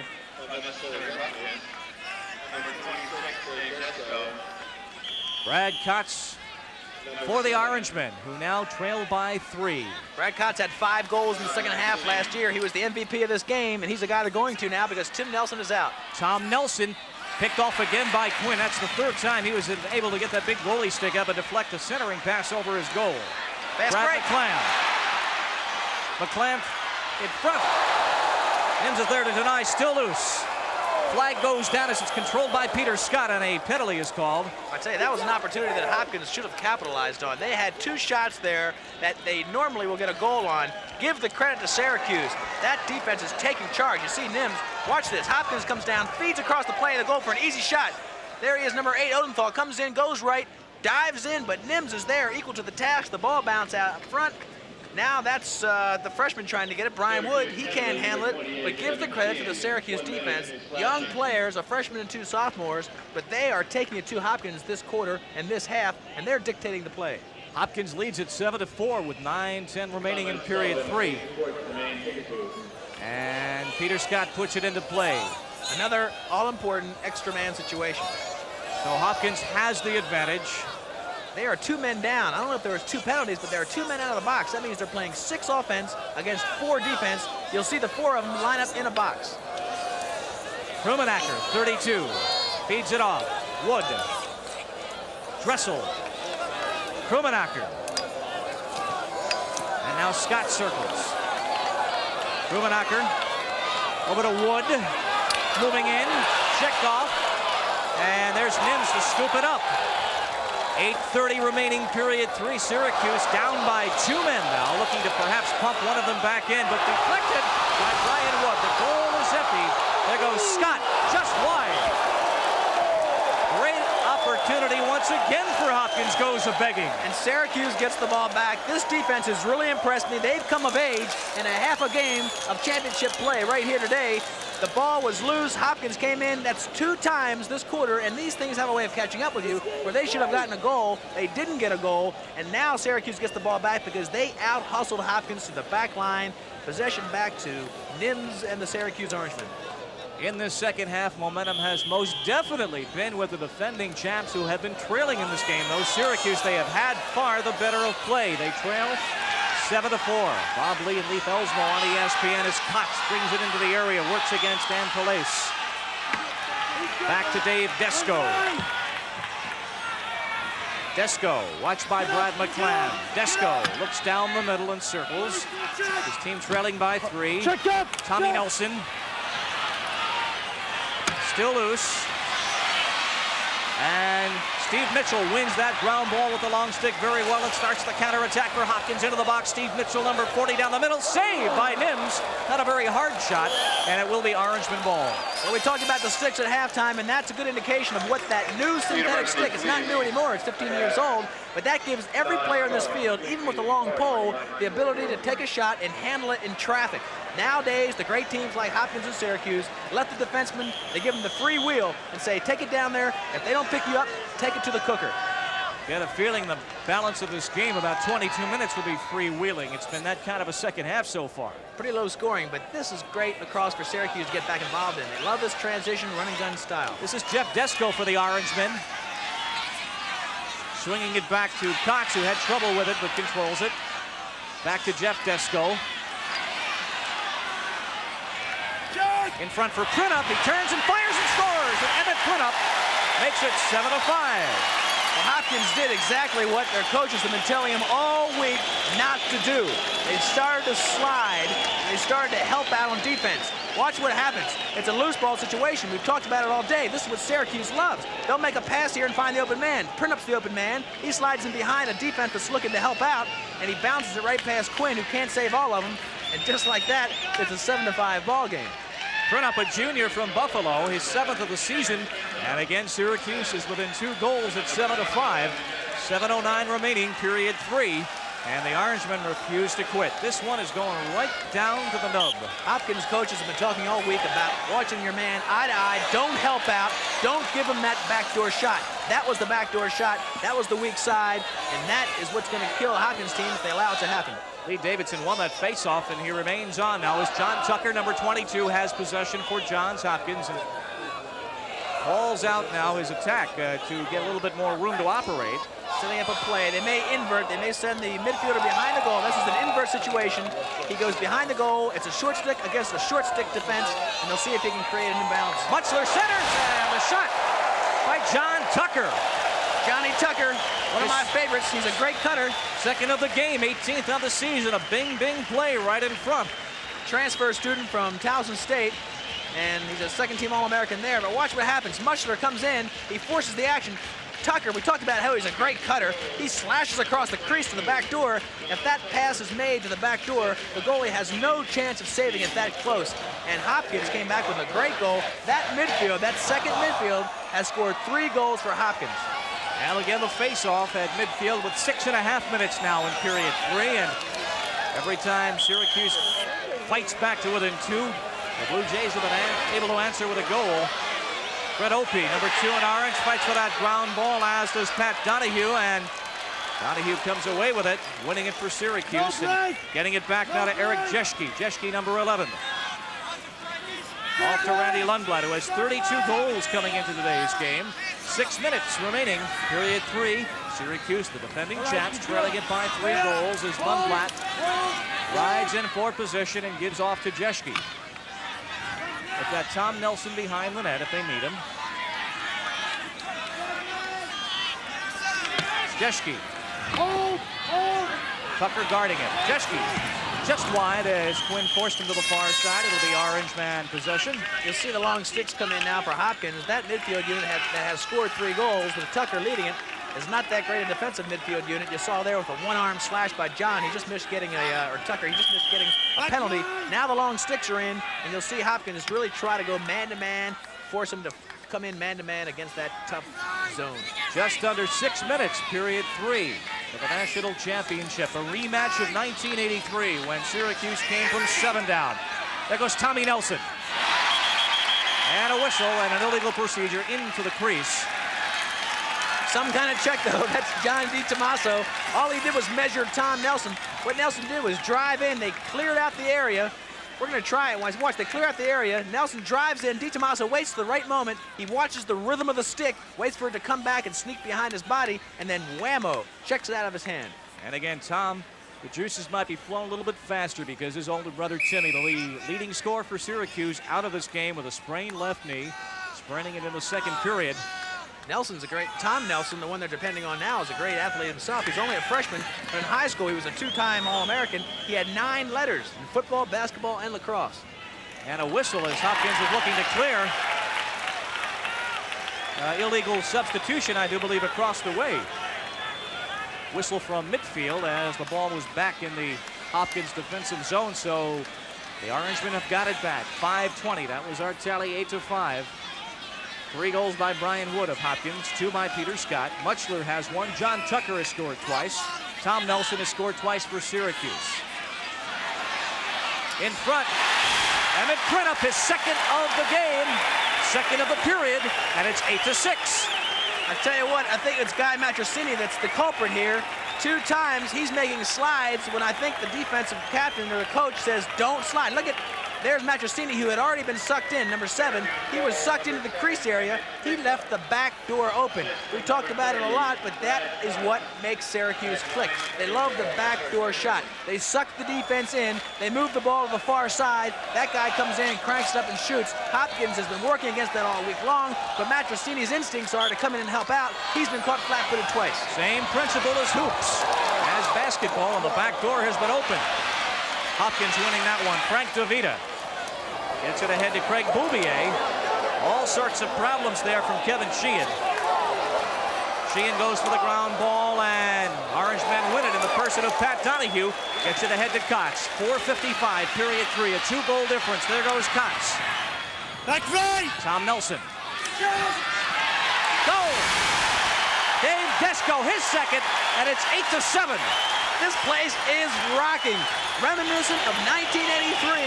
The Orangemen are coming back strong, and boy, Hopkins has to call a timeout right now to get themselves back together. They're getting a little bit emotionally shaken because Syracuse will not let up. They love to run and gun, and they're doing it right now. There's the replay. Boom, boom, 2 passes into the crease, and Larry Quinn is getting shell-shocked. 8-7. Dave Desco, the senior from Syracuse, from West Genesee High, his second of the period. And with 4:47 to play in this third period, Hopkins at 1 point, which had the 6-goal lead. It's only 1 goal. Syracuse has crawled with an 8-7. Really cannot ask for too much more. A capacity crowd, a warm, breezy, perfect afternoon on a lush field, and right now a 1-goal game with 4:47 in period 3, quarter 3. Hopkins leads it, but only by a goal. You know, Syracuse is known for their scoring spurts. They can score in big bunches. If you take just the second and third quarter, Syracuse is winning 7-2 in those last 2 quarters. There goes Brad Cox taking a feed from Pat Donahue. The next goal by the Orangemen, if they get it, would tie the match. Cox around the pick. Watched by Dressel. Cox checked off of it, and it's taken away by John DiTomaso. And right back to Larry Quinn, who knows full well the sting of the Syracuse attack. He has been beaten by it. Zimmerman called a timely, a well-timed timeout then to get his team composed. He has to get some good shots and get back to a 2 or 3 goal cushion. Lee Davidson wide to the near side, and it will be Hopkins' possession. Again on the shot on goal if you're new to the sport. The team closest to it as it goes out of bounds retains possession. That does not hold on a pass, of course. 4 minutes, 3 seconds, period 3. Bob Lee and Lee Felsmo, Delaware Stadium in Newark. Brian Wood, number 15, had the first 3 goals of the game. Tempo is definitely in Syracuse's favor. They are pressing on defense where they were unsure of themselves in the first quarter. Right now they're taking it to Hopkins in their own zone. John Krumenacker swings it to Wood. Bouvier loose in front, and Nims is there. A little unsure for a second, but then he controlled it, and now we've got a whistle and an injury as Bouvier goes down. Bouvier, I'm telling you, he is one classy ball player. That was as fine a move as you'll ever see. Watch this, 6'3", but watch him come in through 2 guys, slashed in the head. He still has the ball. He still gets a shot off, and he's injured with that move through the middle. But what a great shot by Craig Bouvier. You don't think athletes play the game of lacrosse. This is tremendous action. He comes around, he's double teamed, both sticks slash him. That's a double penalty if they want to call it. Bouvier flat on his back. There he is. Look at, he's wincing. It might be a hamstring. He's lying on the ground, looks like a hurt leg. He's still on the ground now. Here it is live. Bouvier hurt on that acrobatic shot, but a tremendous shot. It didn't go in is the key. Nims was right there to turn it away, and still 8-7. Anybody's ball game with 3 minutes, 38 seconds. Bouvier, a freshman who has 5 goals so far this year. He looks okay, Bob. And he a little bit shaken up, but showing no ill effects. I wonder if they call a penalty on that. I didn't see a flag, but I'm telling you. There's nobody in the box yet. He got nailed coming through there. two sticks in the face. It has had this excessively rougher, I should say, since midway through period 2. It's interesting to see how those young freshmen have come along on that defense for Syracuse. They're young boys, and they came of age in the first quarter. The boo is because there's no penalty. No penalty, exactly. The teams are even, and the Orange men have it. Mike O'Donnell to Tom Nims, the junior goalie. To Kevin Sheehan. Little too far for Jeff Desko. Did he save it? No. On the line, they're giving it to Hopkins. 8-7, Hopkins will have possession. They are clinging to a 1-goal lead, a tenuous lead, as Syracuse has put it all together in period 2, and Coach Don Zimmerman's team has been under the gun. Hopkins have the first 6 goals of the game. You see Joe Cowan right behind him, assistant coach on the offense. Joe Cowan was one of the greatest attackmen ever to play the game, and he helps that offense each and every year. Schreiber to Steve Muchler, number 20. Muchler to Peter Scott. Scott couldn't be handled there by John Tucker, and Scott fights for that ground ball. In there is Kevin Sheehan, and it comes right to Fred Opie. The Orangemen have it, looking to tie the match. A little bit too far, though, and one back by Hopkins, and now Willie Odenthal, the captain, works it in on Jeff Desko. Odenthal, number 8 in white. Odenthal better get that offense together because they're being outrun by this young Syracuse team in the defensive end. The offense for Hopkins has to push a little harder. Shot! Steve Muchler. His second of the game, and just as it so has happened several times, Hopkins on the ropes is able to cling to their lead. It's 9-7. There he is, Steve Muchler. He's got some good bloodlines himself. His dad was an all-pro football player for the '58 championship Baltimore Colts. Jim Muchler, you may remember him. But here he is making a nice cut across the crease, and he gets a nice feed from Peter Scott, a beautiful feed. Another angle right here. And watch, the ball goes to the wing. Comes out, looks for the cutting Muchler, who takes a shot and places it beautifully between the legs of Tommy Nims. Muchler is a sophomore. That's his 8th goal of the season, and with 2.5 exactly remaining in period 3. Blue Jays are back up by 2. They win the faceoff. Matthews took that faceoff. He's back in now as the faceoff man, number 12 in white. That second unit we talked about, where they had the advantage we thought they might, they now have 4 goals, and the first unit, the firepower unit, the unit you see right now with Krummenacher, they're blank. They have nothing but goose eggs. Krummenacher gives it to Dressel, and Dell riding in for a look. There goes Wood, who's got 3 goals, 3 early goals for Johns Hopkins. Peter Scott, who has 2 today. Oh! Willie Odenthal to the short side, but Nims unaware. Willie Odenthal's been an inspirational leader the whole year. He was a surprise vote as captain by the team. The coaches were a little surprised because Willie Odenthal was a midfielder that couldn't find his place. He went to attack and came into his own this year. What a nice position feed by the attack. And even though he was heavily covered, Odenthal was able to power that ball into the net. That was a critical goal because the difference between 2-goal lead and a 3-goal lead is very, very, very heavily counted on in this game of lacrosse. Odenthal is 27th of the season for the captain with 1:56 now remaining in period 3. Hopkins is back out on top, 10-7. Matthews again fights and again wins that faceoff for Hopkins. And there is Krummenacher. The faceoff gives the team an opportunity to change momentum at any given time, but Hopkins is making sure that they keep possession by constantly winning these faceoffs late in the third quarter. Krummenacher in on Todd Curry. Takes the shot, stopped by Nims, and still on the field of play, and Brian Wood is there. Moves back in on Mike O'Donnell. Brian Wood. Out in front, too far for Odenthaler. And you can see the jostling at midfield for position and taken immediately by Tom Corey. Tried to beat it ahead, had it deflected. And one right back by Greg Matthews. Quinn is out. That'll be a trip. At that. That's a trip call with possession. That'll be 1 minute in the box. Mitch Tulai coming in, calling the play. He had the angle on it. But thank goodness, because Syracuse, to their credit, they're pushing the tempo. They're not inhibited by that 3-goal lead. When they get the ball down here, they're looking for the open man, and they're pushing it. Here's our extra man efficiency, which is all important in this game. And you see Hopkins doubling the efficiency of Syracuse. Syracuse hurt by the absence of their big gun, Timmy Nelson. 10-7 is the score. Hopkins on top, so they have the extra man advantage with 1:12 on the clock in period 3. Just about the balance of this period. They will have the advantage. Wood, 15. Number 4 is Del Dressel. There is Krummenacher. Hopkins on the season is a 36% effectiveness. Yeah, 36% effectiveness in this extra man play. Saved by Nims on the attempt by Del Dressel. Dressel fights to keep it alive and puts it in from an incredible falling angle. Del Dressel, his 27th of the season, and Hopkins is back up on top, 11-7. Well, we talked about Del Dressel at the head of the show for one reason. He's a great athlete. He's a first-team All-American. He's got great size. And let me tell you something. You can't be anything but a great athlete to make this goal. Watch, comes in, it's saved, but Dressel, always alert, looks down, gets the loose ball, realizes he has little or no angle. He's tripped, comes in, and just fires it blindly and picks up his goal. His first goal of the game. There's Del from behind. And watch this trip. The Syracuse defense had to cut him down or else he would have had an open shot. He took whatever margin of goal he had to shoot at, and he made it count. Again, the faceoff is won by Greg Matthews, and Hopkins now seemingly has reacquired that momentum with 43 seconds to go in this third period. Odenthaler kicks it to the right wing.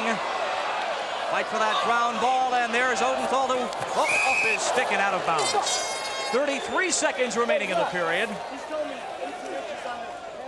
Well, they went into the halftime with a 4-goal lead. Syracuse came out, surged ahead, or not ahead, but they came into within 1 goal, and Hopkins is opening back up. They'd be glad to go into the fourth quarter with a 4-goal margin. Tom Nims, the goalie, begins the clearing sequence, and Jeff Desko gets it up. O'Donnell loses possession. Here comes Hopkins. There goes Wood, number 15, Brian Wood. Shot saved by Nims, loose of the crease, and Nims is able to control it and spring it out with 13 seconds in period 3. The collision, down goes Jeske, gets back up though and continues on his way with 7 seconds. Syracuse attacking with 5 seconds. Shot just wide of Quinn with 2 seconds now in period 3. I'll tell you, there's not enough time in the quarter to tell you about that play. There was 3 exceptional plays by both teams. A lot of great hitting out in this field, but these teams are not giving up. They're going to take it down to the final bell. It is exhausting to watch this game. We go end-to-end in Syracuse, and just the second and third and fourth effort by Eric Jeske, the sophomore midfielder. It was something to watch. 2 seconds remaining in the period as Quinn runs out the time. And Hopkins from right to left, and Matthews fighting Pat Donahue. And again, Matthews, who after sitting out part of the second half on face-off duty, he's back and winning most of his. Matthews. He's done a great job on the season. For the season, he'll win 2 out of every 3 he tries. John Krummenacher, number 32, tried to wind it up, checked from behind. Here comes Jeff Desko and the Orangemen, trailing by 4 goals. Into the box. Desko with the long stick, shot from behind, taken off of it. But there is Emmett Printup, a 2-goal scorer today, looking to win that ground ball. And doing so, it'll be Orangeman ball. It bounced off of Guy Matrosini, but Krummenacher got the ball stripped from him as he came down the field off the fast break. He returned the favor, hustled all the way down in this heat, and caught up to the defenseman, checked his stick, returned that favor, and turned away a goal shot. Just underway, period 4. I'm Bob Lee. With me, Leif Elsmo. ESPN's coverage of the Division I Lacrosse Championship once again. And what a match it has been as Tom Nelson now rides in. Getting a little double team attention, is checked off of it. Excellent play. He was double teamed by the defenseman, and then the open man on the back door was covered by the goalie, Larry Quinn. E. Tommaso was there to get it to Steve Dubin, and Hopkins back to Quinn now. Great defensive combinations for the Blue Jays. Quinn plays so cool and comfortable.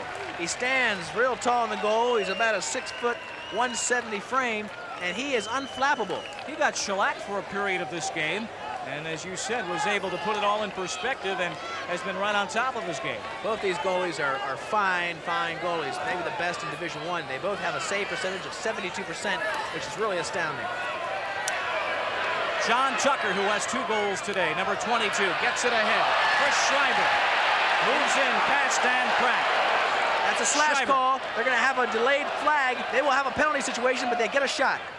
And as Syracuse takes possession, as Fred Cambria got to it, we do have a delayed call with 13:22 remaining in the game. What they do in the delay call, if it's a personal foul, they will not take the offensive momentum away from the offensive team. So what happens is the flag goes up in the air. They will wait for you to take a shot or drive away from the goal before they stop play. Similar to rules in ice hockey and soccer, the same. Here's our graphic on shots, and we see Johns Hopkins almost doubling Syracuse shots. And of course, if you only shoot typically 40%, which is a good efficiency for shots or goals made on shots, you've got to shoot a lot more to make up, say, a 4-goal margin. Tom Engelke, number 2, swings it out to Del Dressel, number 4. There's Krumenacher, number 32, and number 13 is Peter Scott to Wood. You hear the barking of the goalie. He's calling out the plays. We've got that goal tape there, or mic. So let's take a listen and hear the goalie. If we get a chance again, he'll bark out the signals. Scott moves in, and there is Wood.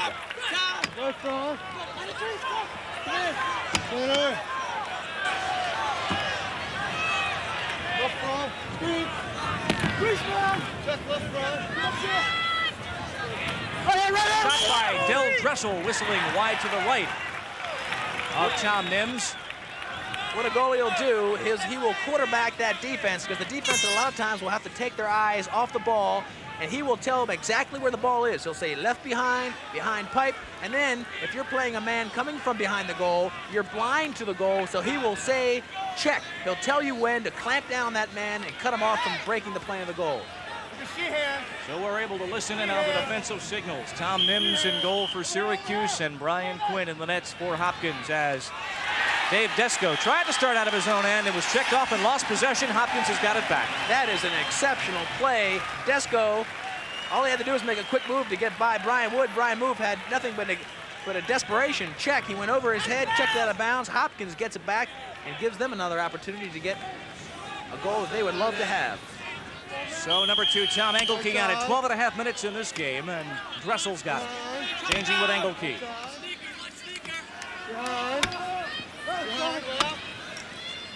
Wood in front, the shot deflected down. Wood tried to pirouette in with it, and Engelke's fighting for the ground ball. O'Donnell for Syracuse, looking for possession and knocks it out. So it's Hopkins.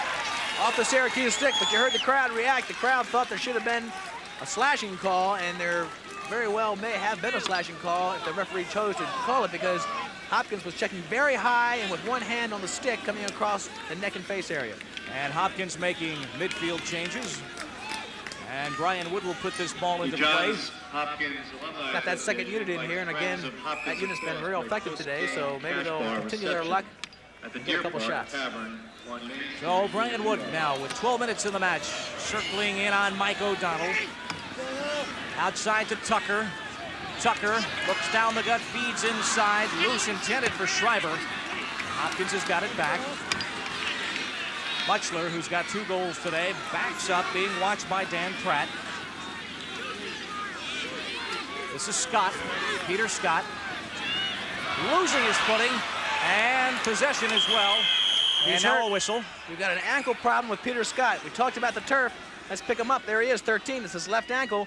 He came in. This carpet is giving everybody problems. Every time they make a hard cut, their feet go out from underneath them. And here's Scott driving in. He'll try to push his man to get him out of position and then roll back. As he tried to roll back, you see him grab his left ankle. Something happened there. Something gave way. He turned it. Ticket booth immediately. And it looks like we'll have to go. Now, we also saw Boubier go out hurt. So we may have a real serious problem here for the depth on the Hopkins team. I see Boubier coming in, Coach Zimmerman walking him back off the field as if to say, you're not well enough to play. Let's see who comes in. And don't forget that Syracuse is doing it all without their leading scorer, Tim Nelson, who went out of the first half with that sprained left knee. So we have seen injuries be a factor both ways. Appears to be walking a little bit better as he gets off, Peter Scott. And I see that Boubier is in the game, the 6'3" freshman. So now we have the St. Mary's connection from Annapolis, Maryland. They've had a great championship team. And here's Nelson on the sideline. Unfortunately, the greatest player on that Syracuse team is not going to be able to contribute to their squad.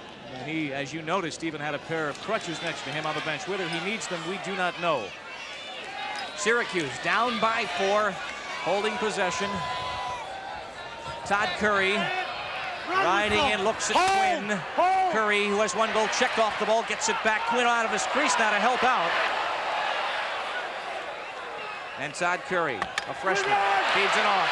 There's Desko, shot, goal! Dave Desko, his third of the day, and it's 11-8. Well, you can thank Steve Mitchell, number 40, for that one. Dave Desko made the correct shot on an easy play. Right there, number 40, overplayed Desko. He overran the play, leaving Desko wide open to come in one-on-one against a goalie. And any one of these players on the field is accomplished enough to beat a goalie coming in one-on-one. Now, those goals are 6 foot square. You may think it could be fairly easy to defend it. Goal that is relatively that small, but you can see the caroms and the bounce shots, and those goalies face all sorts of onslaughts. It is 11-8. The sticks are so fast that they'll come up with a high fake and go with a low fake and get the goalie out of position with relative ease. Again, the face-off as Matthews in there for Hopkins. With 11 minutes and 4 seconds remaining, Hopkins leading Syracuse 11-8. Bob Lee and Leif Elsmo in Newark, Delaware. Hopkins looking to control as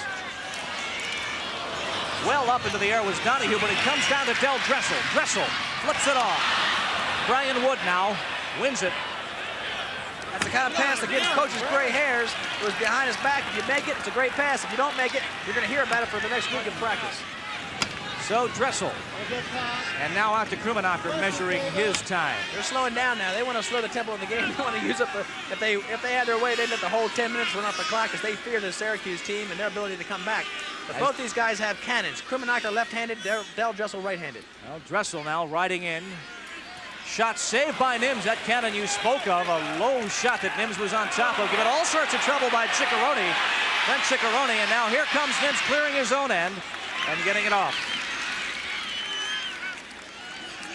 Number 31, Mike O'Donnell, a freshman from Yorktown, New York, and he gets it to Brad Koch, the midfielder. 10 minutes exactly. This is the MVP from last year. Shot and a goal. Emmett Printup, his third of the game. And Syracuse is closed to within 2. Brad Koch showed you why he was the MVP last year. He is consistently smooth. This guy was, there is Emmett Printup, the beneficiary of this nice pass. Watch Koch, he just beats his man very smoothly. Comes in, finds Printup on the crease, just dips it into him, and Printup with a nice behind-the-back shot puts it past Larry Quinn. Once you get it into your crease man that close, it's almost all she wrote for the goalie. Watch Koch as he comes in, well regarded, ran right past Del Dressel, and Printup making a nice cut from behind the goal, picks it up right just that quickly, a 2-goal deficit. Young man from Buffalo, Niagara Wheatfield High School. Prettiest goal of the day behind the head like that, so 9:58 to play. It's 11-9. Hopkins lead cut down to 2. Checked off the ball once again was Matthews. And now possession. Mark Burnham's got it for the Orangemen. Really peculiar because Matthews, the last 2 times, has come up cleanly with the faceoff, but he runs back into his defense area and gives it up. Tommy Nelson whistling wide. And Hopkins will have possession. Tom Nelson has 2 goals. Printup, that was his third of the afternoon. Dave Desko, a senior, has 3 for Syracuse. Printup was a midfielder last year. He switched to attack because there was not enough depth there, and he's really made a significant difference today. Don Zimmerman, well, his tummy must be churning and churning and churning. He's been here a number of times with North Carolina, with Hopkins, but I tell you, I'm sure you're absolutely right. He's real nervous. Well, you hear is the head man for the first time. That's right. And that's the first. Odenthaler losing possession, given trouble by Mike O'Donnell, still on the ground and won by the Orangemen. Brett Cambria was there to win it and gives it back to his goalie, Nims. And Syracuse gets the long sticks off and gets the short stick midfielders on with 9 minutes in the match. Still plenty of time. Still plenty of time for this Syracuse team to come back. 2 goals is not that bad. 2 goals, the coaches will stress, is not enough to take you out of a game. 3 goals, you have a comfortable margin. And the whistle on the far side. There he is. Coach Don Zimmerman saying, settle down, work the ball around. Hopkins 11, Syracuse 9. Roy Simmons Jr. When he defeated Hopkins in the final last year, his 100th career victory, a day of double distinction for the coach last May in New Jersey. And on this May afternoon in Delaware, his team looking to come from behind again. Syracuse starting to press a little bit. They're starting to get the ball. They're starting to dictate the tempo. Schreiber in front, shot and a goal. Craig Bouvier back into the game, and his first of the game, number 6 on the season. Greg Bouvier has made 3 excellent shots in this game, and he finally gets rewarded coming off the crease. There he is, a real classy freshman. They talk about him at practice and just talk about how great he's going to be. He's only a freshman now, but look at that. He takes a real high feed. He's able to control it, bring it down, and just put it inside a sliver of an opening behind the goalie. And he's pretty happy about it. Bouvier, freshman, and the excitement of scoring in the national final. He played with Brian Wood, the guy that started this game off with 3 goals. They were teammates at St. Mary's High. Well, Matthews again wins the faceoff. It's loose, and Muchler's got it. Flips it on back to Schreiber, or rather to Tucker. And Hopkins now leading it 12-9. 8.5 to play, but nothing is secure, nothing is final yet. Absolutely, an 8-goal margin they made up last year, but when you start pressing like Syracuse has to do now against a good team that has a lot of legs left, they'll get the openings they want and they'll start getting a lot of shots off. Muchler given trouble, and Mims takes it away. Good defensive play by Mark Burnham, and the Orangemen spring a counterattack. Eric Jeske, number 11, with 8:15 of the match. Jeske centers. In front, Nelson. Deflected by Quinn. Great save. Loose on the ground. Still loose. That was a Hall of Fame save by Larry Quinn. That's why that man's going to be first-team All-American. A sure goal rejected by Larry Quinn. With Nelson in front as Matrosini tried to clear the offside call. What a save by Quinn. Larry Quinn gave you the best. Look at, they're down there congratulating him right now. Guy Matrosini came across to help out. We're going to show it to you if we can. Watch it down in the area. Guy Matrosini in the crease. It comes all the way across the back door we talked about. The back door is an easy goal, but Larry Quinn didn't bother running over to that side of the goal. He left his feet immediately and drove across and got a piece of it. Emmett Printup with the feed to Tom Nelson. And the save of the match so far, the save of the game. Hopkins leading Syracuse 12-9. There goes Dave Desko riding in. Desko taking off the ball. It's loose and a whistle now. It's going to be a hold call, and that's going to send number 40 or whoever it is in the Hopkins team to the bench and give Syracuse an extra man situation. No. Now they're saying loose ball. Unsettled. Keeping them even. Unsettled situation, so there's nobody in the box. So the teams remain even, and that's our score with 7.5 minutes and a tense final as Desko. Back left! You good? There goes Tom Nelson, riding in on DiTommaso. Nelson over the top of the goal. Out comes Quinn. Nelson is there to retrieve and win that ground ball. Quinn's way out of position. He's way out of position. Nelson, empty net, and there was Quinn to cut it off at the pass. Quinn out of nowhere, about 8 yards in front of the goal, flicked out the stick and pulled down the shot. Unbelievable. He's playing about a 20-yard circle around that goal. If it's within 10 yards, Quinn's going to play it. He's a little tired right now, but boy, does he deserve everything he gets out of this game. This guy has made every save you could imagine. Hopkins goalie Larry Quinn is the difference over the last several minutes. Hopkins holds to a 12-9 lead against the determined Syracuse team. Hopkins making changes on the go, and now they're set to start out of their end. There he is. He's a certain All-American, probably first team. He's really made the difference for this defense this year. He's on the ball now, Larry Quinn. No rush to bring it up. Hopkins will take their time. There's no stalling if you're trying to clear the ball. They'll take their time and set up the clear, trying to eat off some of that 6.5 minutes left in the game. Which is exactly what's left now, down to 6:20. Hopkins leading it by 3. Now up it comes to Del Dressel, being watched and guarded by Fred Opie. And Dressel is in no hurry. Dangerous pass, though, and gets it up to Chanenchuk.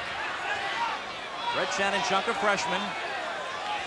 Over midfield, gets it right back to Dressel. Dressel right down the middle to feed off and take it away.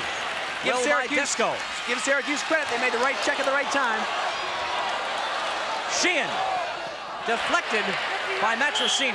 And like we've seen so many times, after Syracuse makes a great play, Hopkins makes a great play. This game is really going hard. 5:51 to play. Hopkins holding on to that 12-9 lead.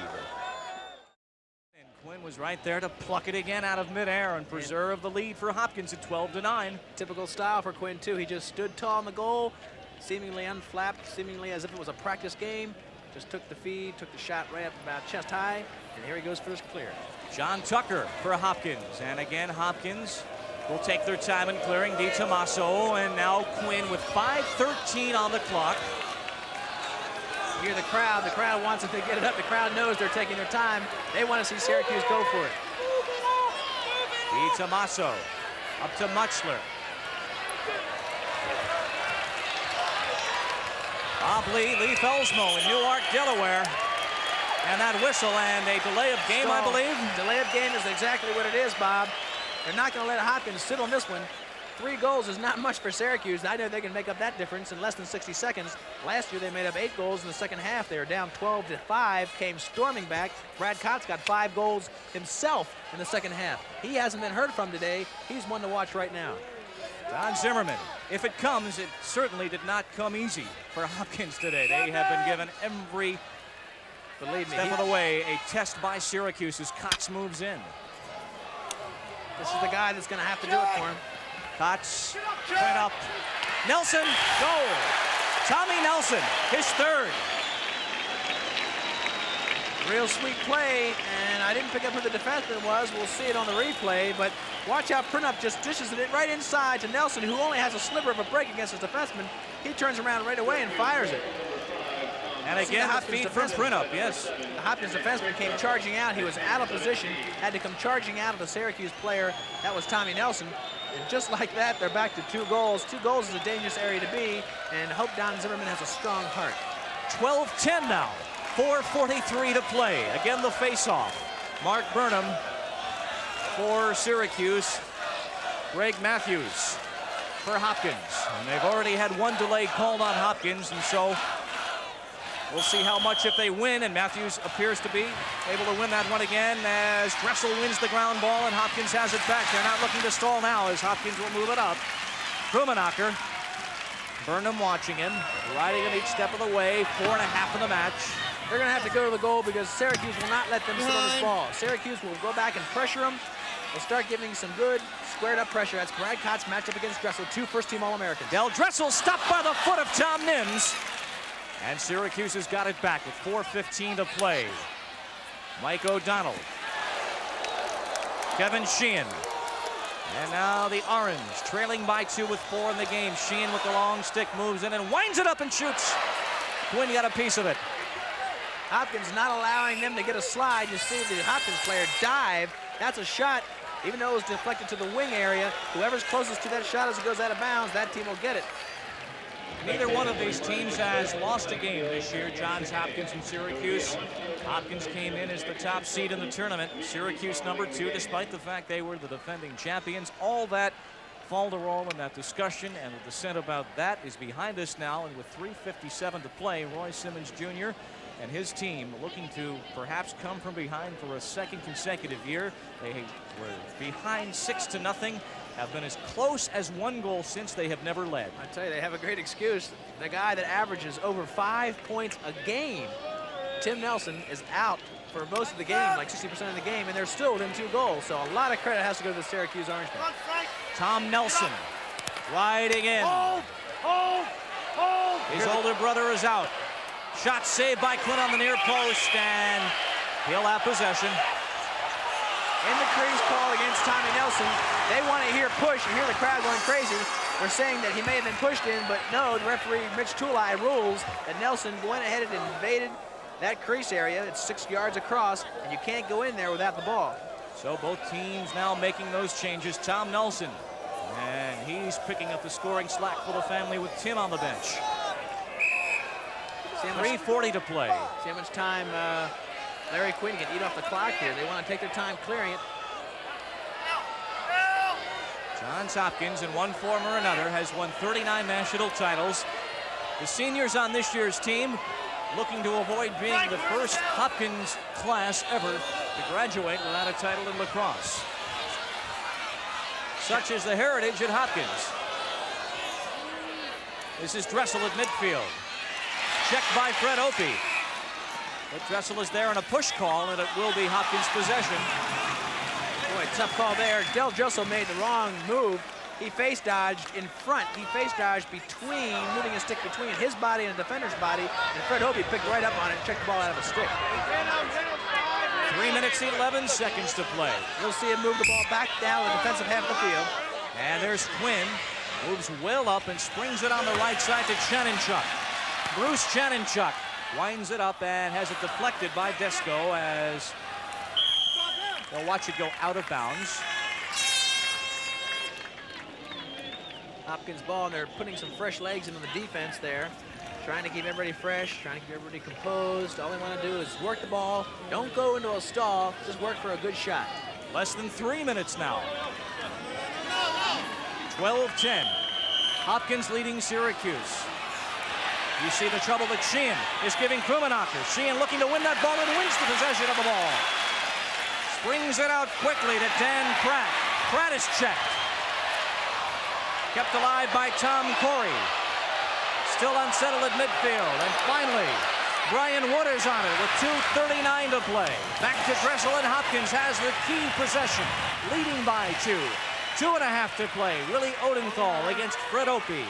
Odenthal, the captain for Hopkins, one of those seniors who has never gone home with the gold.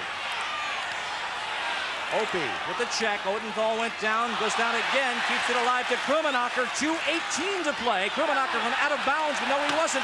He's doubled. Somebody's open up top. Somebody should have a shot because he's doubled, but Hopkins is electing to go ahead and take possession, eat up that 2 minutes. What tension. Odenthal. Checked by Opie. 2 minutes exactly. This is Rich Glancy, another senior, hoping for his first championship. 12-10, Hopkins in possession, has the lead.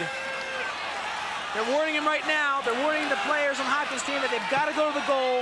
They've been warned if they don't continue to go to the goal, they will get called for stalling. Brian Wood. 100 seconds in the game. Wood circling. If they continue to stall this ball, the referees will award possession to the Syracuse team. Cambria is marking. Wood stays alive. No goalie, no goalie. Shot, save in front by a defender. Scott goes for the rebound and a whistle. Moving pick, I think, is the call. Moving pick, and possession is going to go to Syracuse. Holy smokes, look at the action now. Here it is, there's no goalie in there. Right now they cut across the crease, and there's a shot from up top. It hits the Syracuse player. All the Syracuse players, 1, 2, 3, 4, 5, lined up, sacrificing their body just to make that ball reflect out of the goal. And now, for all that effort, they get it back. Kevin Sheehan was in the middle of that goal crease effort to block that shot with 1:25 to play. That is the score. The Orange will have it back. Beg your pardon, Hopkins on possession. Scott. And still they're being warned about the possibility of stalling, which is exactly what they're looking to do now with only 1:15 in the game. They've got their sights on it, Bob. They know the championship is literally 70 seconds away. The one they've worked 4 years to get.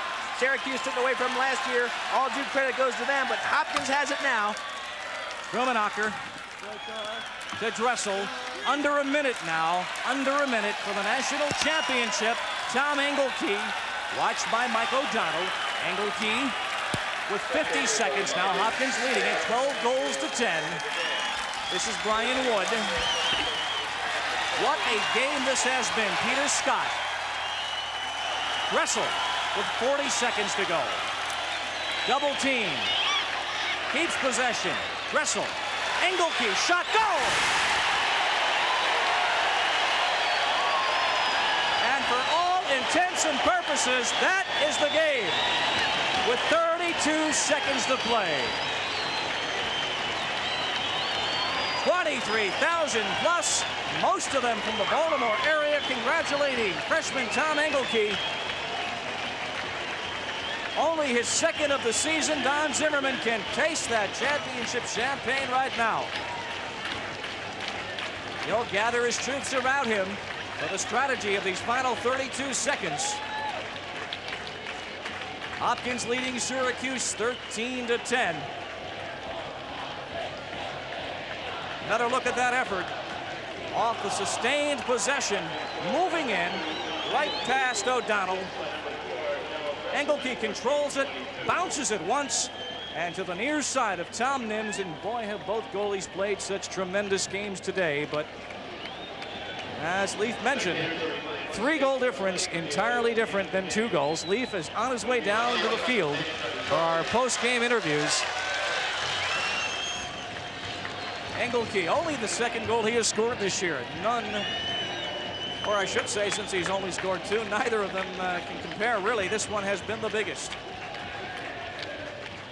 So, 32 to play. You can't say enough about what Syracuse has done today as well. Down early, 6-0. Storming back to close it down to a 1-goal game. But they never tied. They were never able to lead, but they showed the mettle that last year brought them from behind for the championship from a 7-goal difference. Again, the face-off now with 32 seconds to play. At midfield, Matthews wins it once again. Gets it back now to John Tucker. Tucker moves in with 20 seconds. Tucker with 18 seconds. There's Ciccarone. To Eric Dressel. In front, the shot over the top by Ciccarone with 7 seconds. 5 seconds as the ball remains on the field of play. And that's it.